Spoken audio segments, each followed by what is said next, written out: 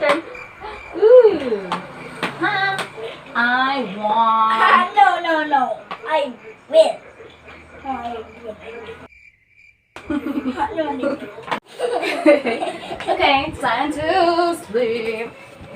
Don't break our stories. Don't break our stories.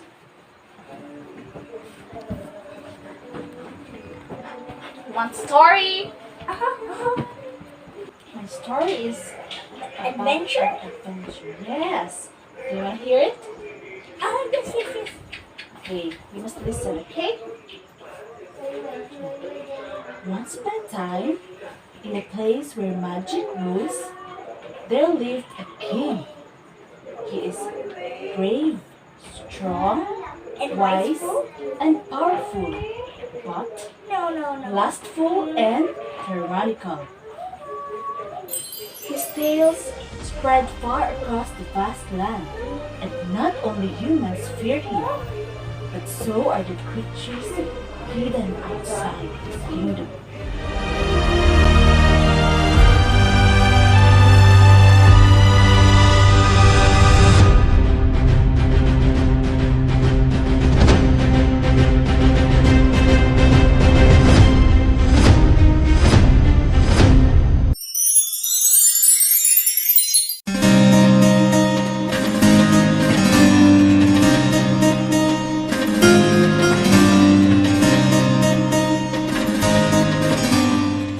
Greetings, Your Majesty. You may rise. How can I be of service to you? I summon you to find a man with legs like a bow. Seduce him and bring him to me. Yes, Your Majesty. You may depart now.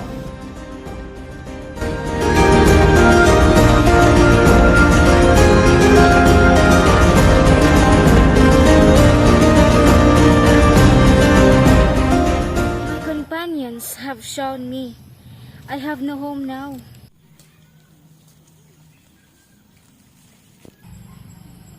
I helped them escape the hunter's traps multiple times, but because I lost my innocence, they have nothing to do with me anymore. You can come with me. The kingdom I belong can be your home too. I am sure my king will be delighted by your presence.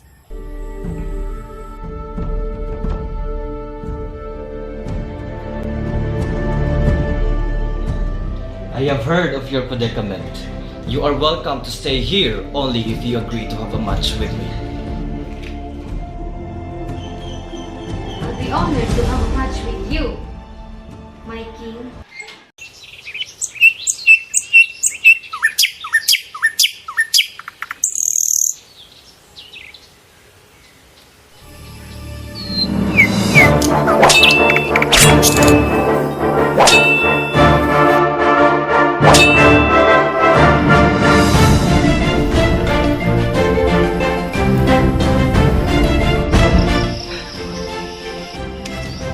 Your reputation precedes you. From today onwards, you will be my friend that can share the honors with me. You shall call me Gilgamesh. That is your will, I shall obey. This humble king can do. Thanks you, my friend.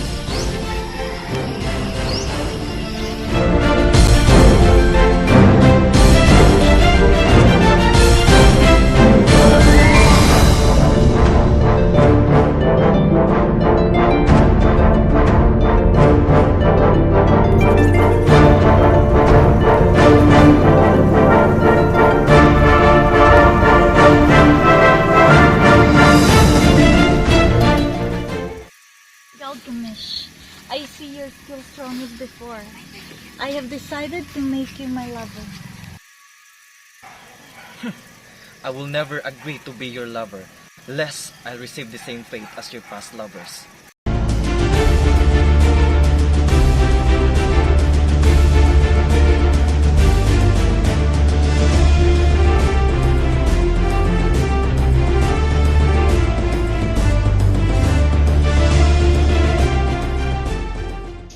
The mighty Gilgamesh, since you have the guts to spurn me, then you shall suffer my wrath.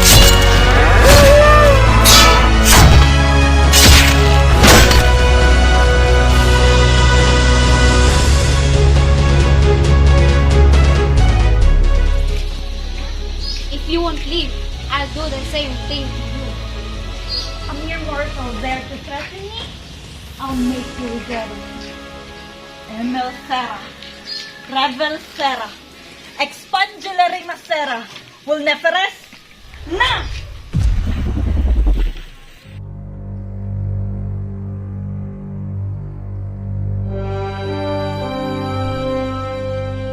My treasured friend had departed, leaving me helpless. And one day, I might die as well. No! I can't let it happen! I must find the secret to immortality.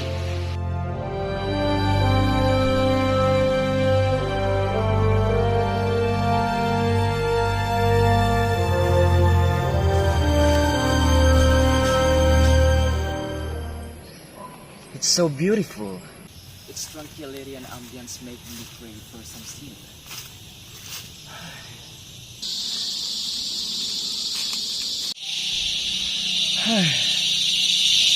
I think I can stay here for a night.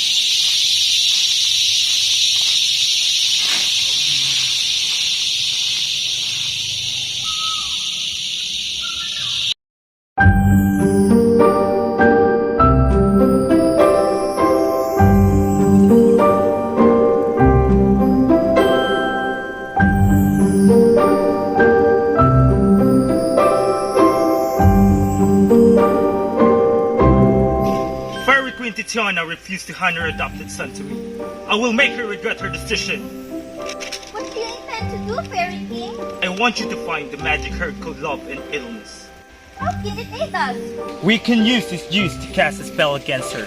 I'll squeeze this juice into her eyes while she's still asleep.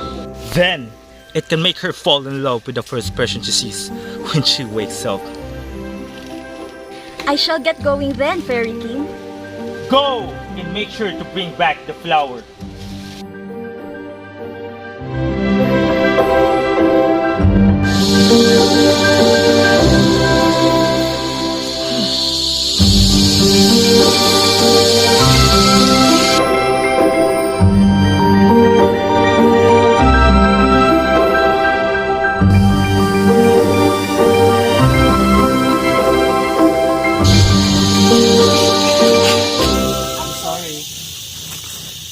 Excuse me?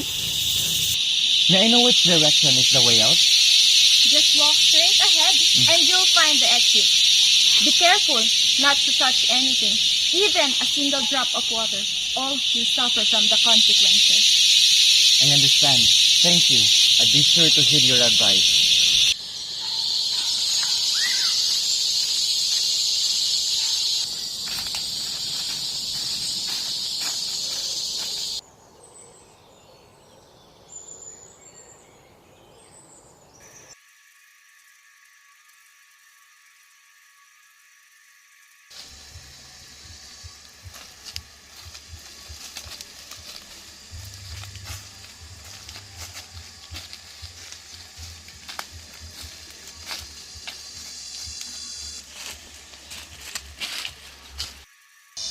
Have you found the flower? Yes, Fairy King. Very well. Give it to me so I can find Titian. Still quite early for his morning routine. Now is my chance to forward our plan. I want you to find a man, change his head into that of a donkey, and lure him to Tiana's side.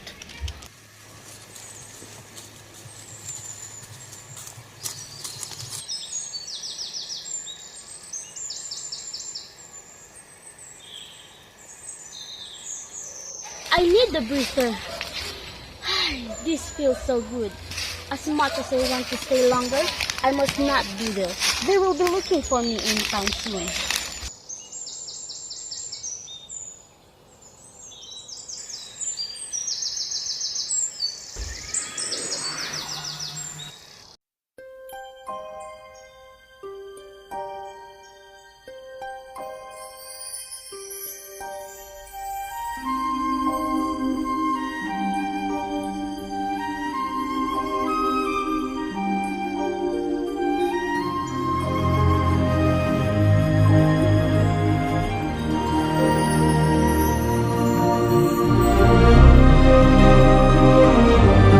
Good gracious!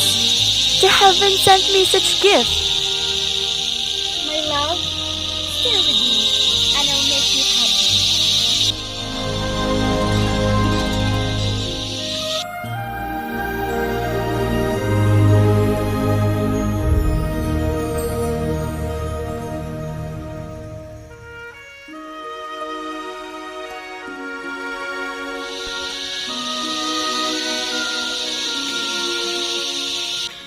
Titian, look how happy you are with the man in your arms.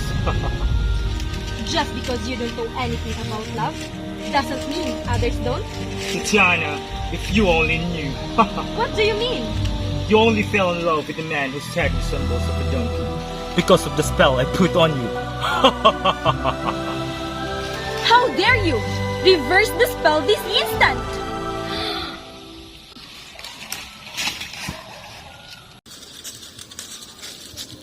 What happened to my head? This is not me. I was the one who changed your appearance. You should blame Fairy Queen of your plight.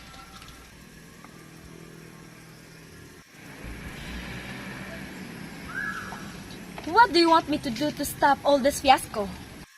Hand me your adopted son to be my manservant. Alright, I will send him to you.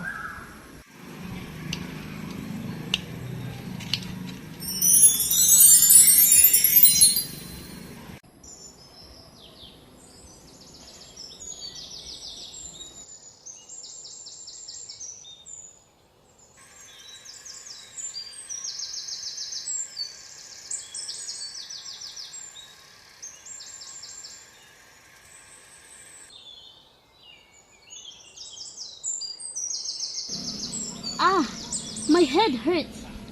Maybe because of that weird dream? I can't believe I fell asleep here. They must be wondering where I ran off to. I must hurry back or I'll miss the rehearsal for the show.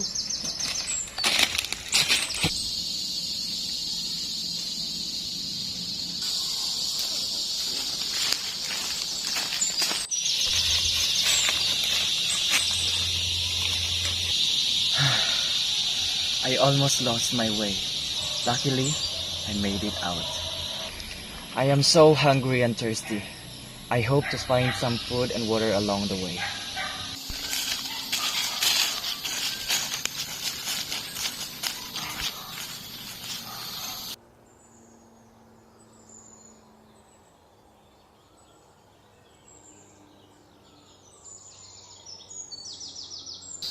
Water!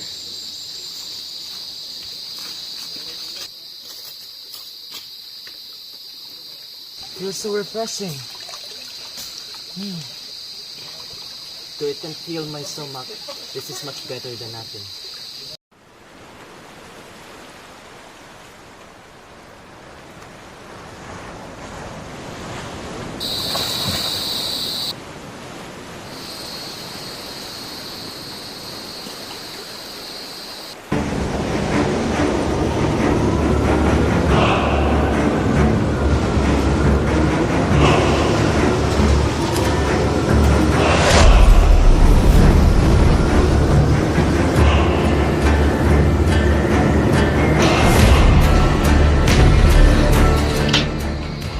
Gather here, son of Atreus.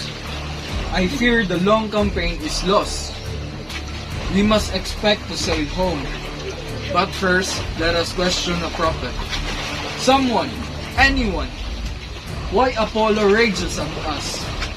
If we can appease him with something, maybe he will lift this plate. Achilles, dare to Zeus, you order me to explain Apollo's anger? I will tell it all, but strike a pact with me. Swear you will defend me with all your heart, with words and strength of hand. For there is a man I will enrage. I see it. Bow, a powerful man who lords it over all our gift. If he comes to me one day, consider it Achilles. Will you save me? Courage! Out with it now. Caucus, reveal the God's will whatever you may know. Caucus, when you reveal God's will to the Argives, I swear by the gods, as long as I am alive, no one will hurt you. Not even you mean, Agamemnon, here who now claims to be, by far, the best of Achilles. Very well. The gods enraged because Agamemnon spurned his priest. He refused to free his daughter and refused the ransom, unless we bring back the girl. No price, no ransom paid, and carry a sacred 100 bulls to Crace Town. Only then he will be appeased.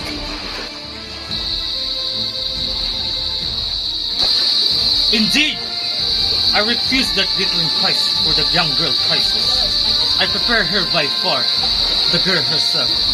I want her mine in my own house. I rank her higher than her Mestrio, my wedded wife. She's nothing less in build, or in breeding, or in mind, or Warsaw plan. But I'm willing to give her back. Even so, if that is the best for all, what I really need is to keep my people safe. Not to see them dying, but fetch them with another price.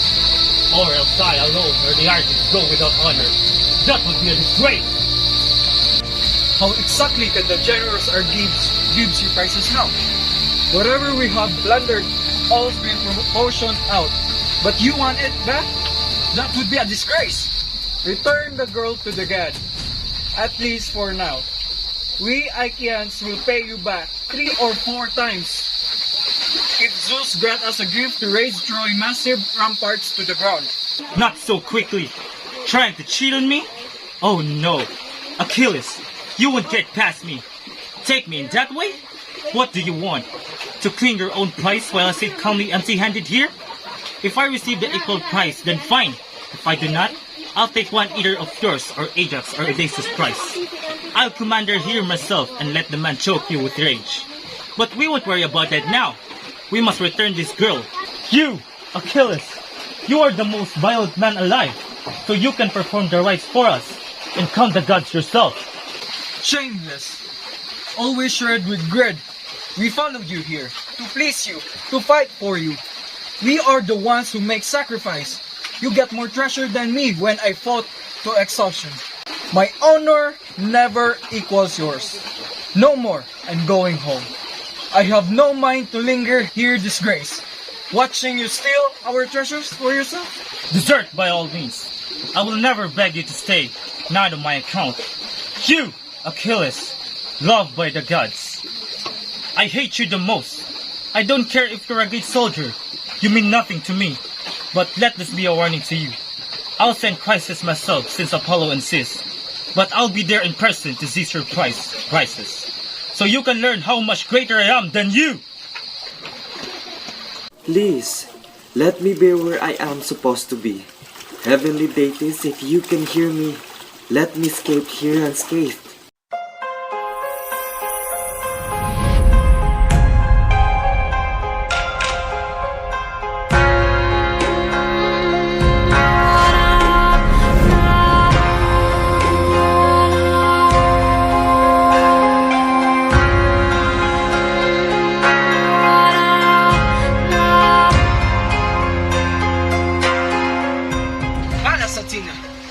Why come now, great goddess? To see the outrage that Agamemnon committed? I swear, you soon pay for his arrogance with his life.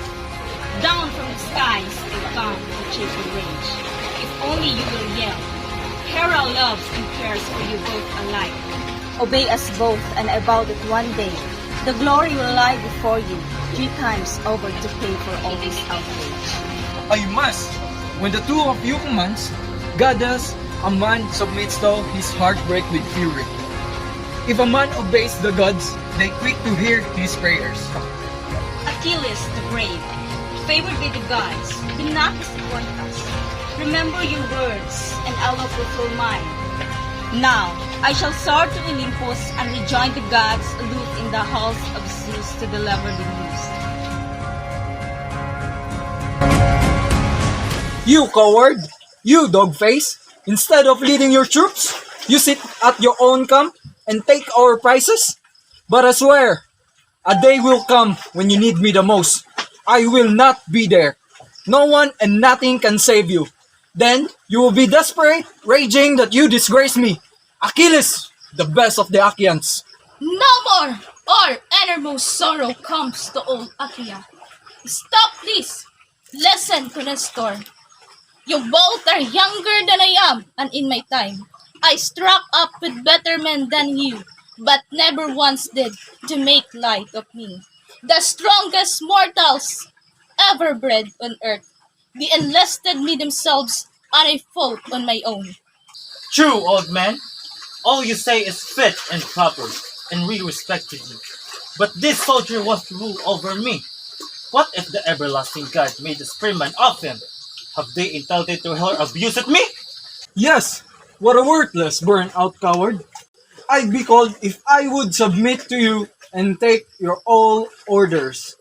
Never again will I obey your outrageous commands. You can take the girl, but I dare you to take anything else from me. And the men can see that instant your black blood gush and spurt around my spear.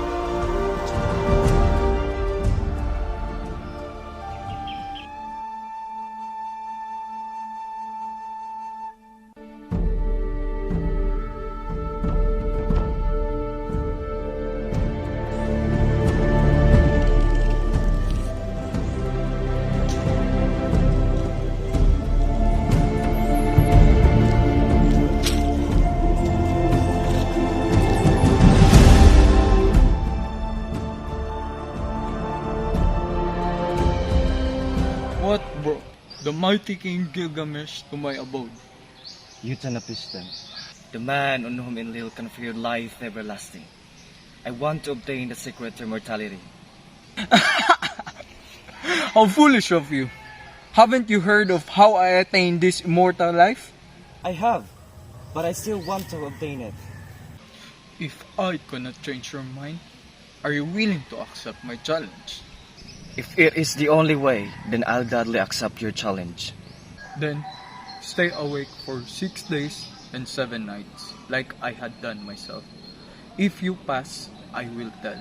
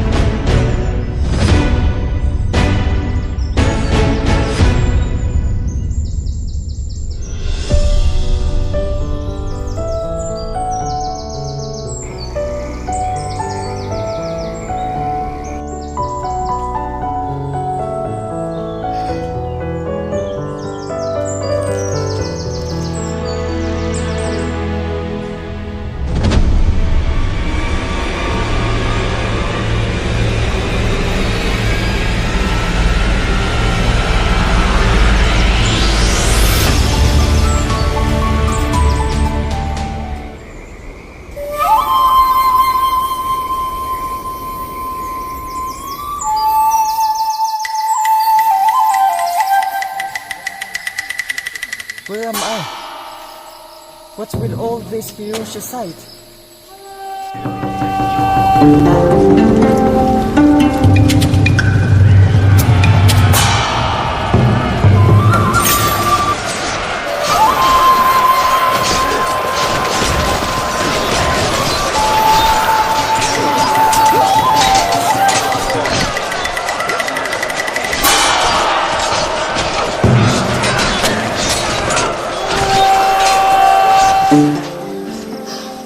We lost too many of our men. Enemies are striking us with great force. Frenchmen are outnumbered. We are in the rough battle. I'll sound the elephant. Charles will hear it. It's too late now, my friend. When I urged you earlier, you did not think it right. If Charles were here, we'd come out with no places. Those men down there, no blame can fall on them. Why are you angry at me? Companion, it is your doing. Frenchmen are dead because of your boldness. If you have trusted me, my word will be here. We will fight this battle.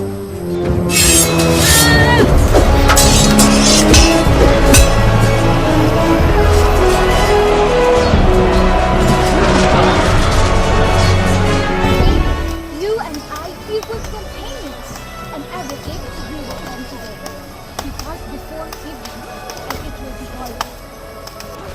You, Lord Yulang, and you, Lord Oliver, I beg you, in God's name, do not quarrel.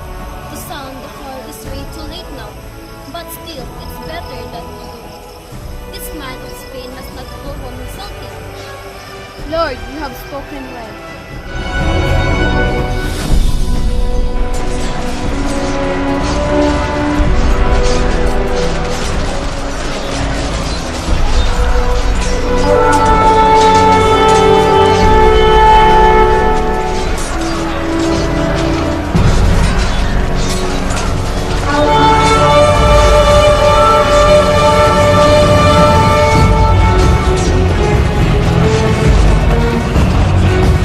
What a shame I am, for I cannot save my men. How long must we suffer and exchange bloodshed? None of this would have happened if only my dear friend listens to what I've uttered. His rash actions and prideful self would not lead to any of this if he only trusted my advice. Thus the Frenchman would not suffer to death. If only not for Ganelon's betrayal, no man shall fall on ground. Roland's stepfather is marked as traitor, who disobeyed my lord. Death is near upon us, parting our ways to paradise.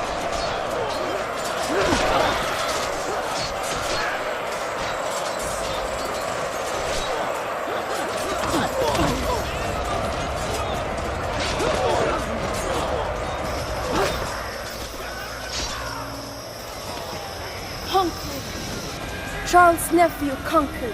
I will bring this sword home to Arabia. Who are you? You aren't one of ours. You nobody. How could you dare lay hands on me? Rightly or wrongly how? Who'll hear this and not call you a fool? Ah! The bell mouth of the elephant is smashed. The crystal and the gold fallen away. Durandal, beautiful and most sacred. Your power must not fall into the pagans. You must serve by Christian warriors.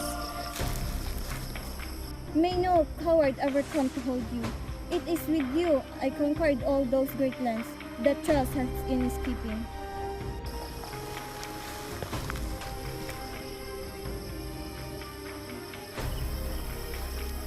Loyal Father, you who never failed us, who resurrected Saint Lazarus from the dead, and saved your servant Daniel from the lions. Now save the soul of me from every peril, for the sins I committed while still live.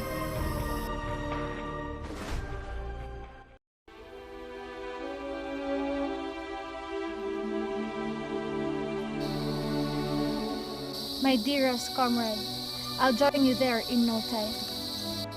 Though you should walk to the valley of the shadow of death, no evil will fear, for you are God alone.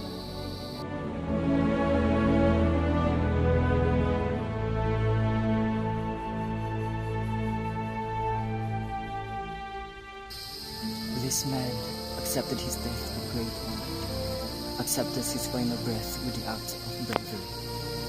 He was not afraid to fight and die with his men. Fear didn't swallow him. What a shame am I, running away from my fate. What's the worth of my title, that I've been swallowed whole by fear? Indeed, death is an unavoidable path, no matter how strong, courageous, and mighty you are. What a coward am I, seeking for immortality.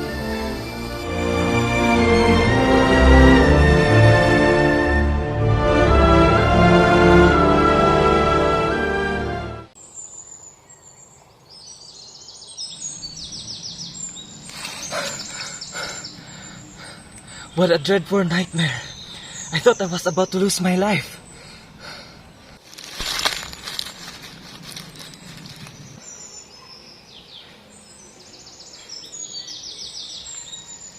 I see. You were deeply asleep and failed your mission. There are no way mortals like you could open your eyes for 7 days and nights. Oh, you were there all along? I apologize, I failed.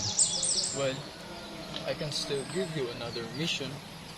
That is...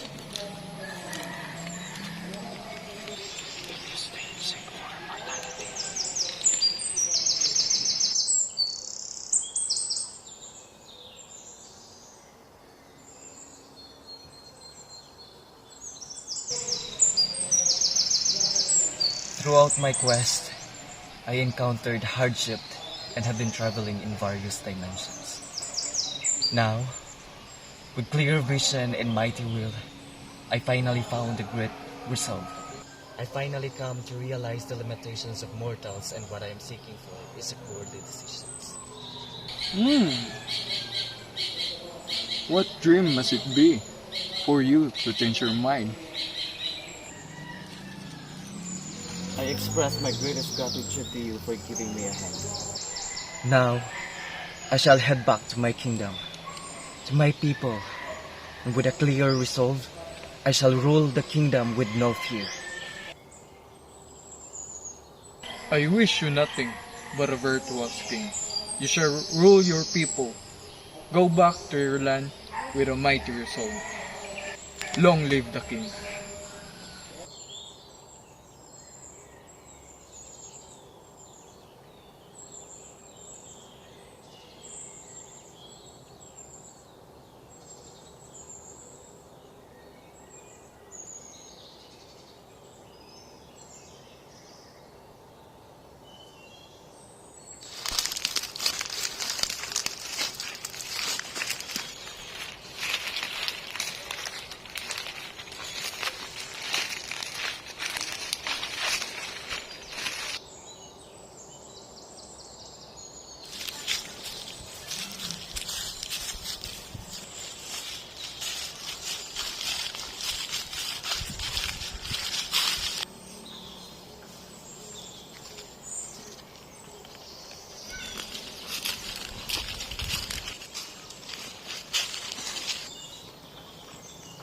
What brings you to this place? I know you're not from here. Aren't you afraid by the creatures lurking in the shadows, waiting for the perfect opportunity to catch their prey? I have traveled far and wide, meeting different kinds of people, animals, even different kinds of creatures you spoke of. I do not fear them anymore. You are brave and courageous at such a young age. What made you decide to travel alone? I want to learn and discover what the world can offer, and at the same time to explore myself. What about you, mister? What brought you to this place? I am on my way back to my kingdom. I traveled a long way too, to fulfill my wish, but sadly I failed. What was your wish, if I may ask? After the closest person to me passed away, a realization struck me that maybe someday or somehow I'll be facing the same fate. And it terrified me. So, I had decided to obtain the secret to mortality so that I can share it with my people. And that unforgettable incident is what pushed me to my quest. And through the quest, I've witnessed different tragedies that opened my eyes to accept the reality, to accept that death is inevitable. It teaches me to live life wholeheartedly and have no regrets. I empathize with you. But someone once told me, it is only with the heart that one can see rightly. What is essential is invisible to the eye. From your words, I can say that you are a mighty, wise, and powerful king. The death of your friend must have cost you great pain, but it brings out your love for your people. Sometimes, a rock pile ceases to be a rock pile the moment a single man contemplates it, bearing with him the image of a cathedral. We suffer through heartache, but it's not the end. Having a right mindset can bring you farther and higher, as well as the people around you. Never doubt your people or yourself. Everyone has the potential to grow and be extraordinary. You just have to be open to such possibilities.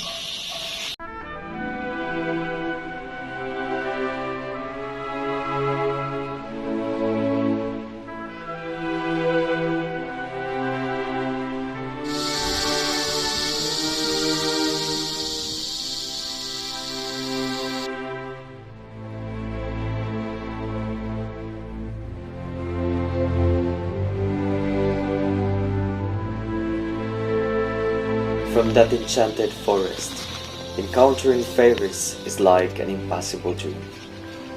Immortals like them surely have decades to go. The difference is unmeasurable, but both of us are a great king that shall lead as a righteous king. In the middle of that cold ocean with gloomy atmosphere, both strong and mighty men, but undesirable behaviors they kept a bad connection. That gorgeous woman is surely a mighty goddess interdimension. With that immortality, she shall live indeterminable. Lastly, a horrible sight I wish I never witnessed.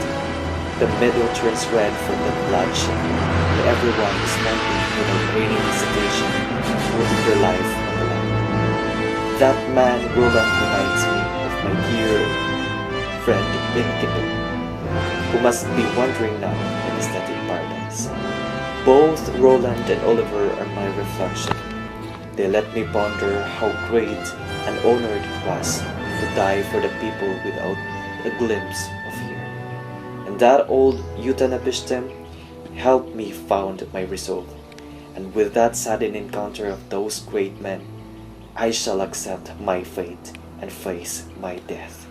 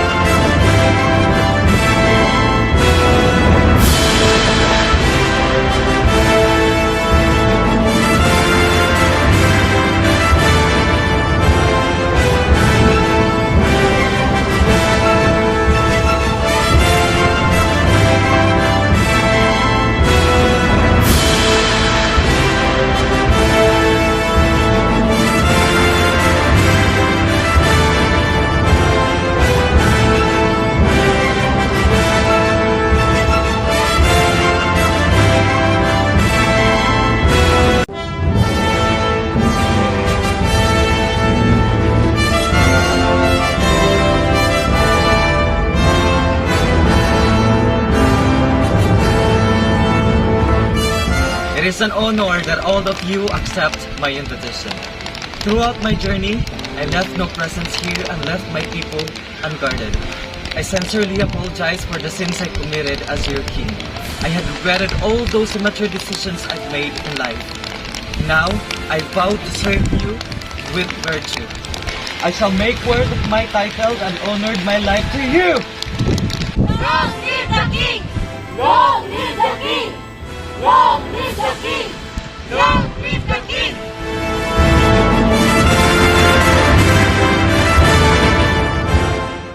He felt remorse of his past wrongdoings and start his reign with good deeds. That's the end of our story. How about you? Do you want to be an immortal? No. Why? because I don't want to be alone. Oh. Okay. Good night. Love you. Love you.